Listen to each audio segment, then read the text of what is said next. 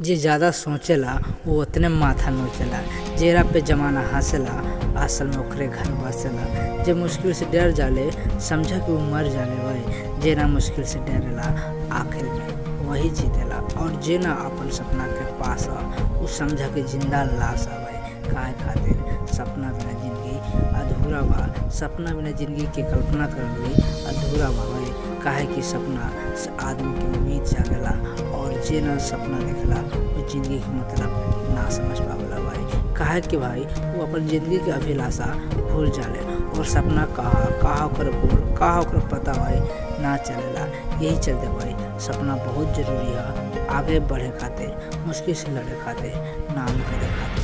तो कैसा लगला वीडियो भाई प्लीज़ कमेंट में जरूर बताएं। अगर आप लोगों की वीडियो पसंद आई होगी तो वीडियो को लाइक करिए, शेयर करिए, कमेंट करिए। तो मिलते हैं अगली वीडियो, अपना ख्याल रखें। धन्यवाद।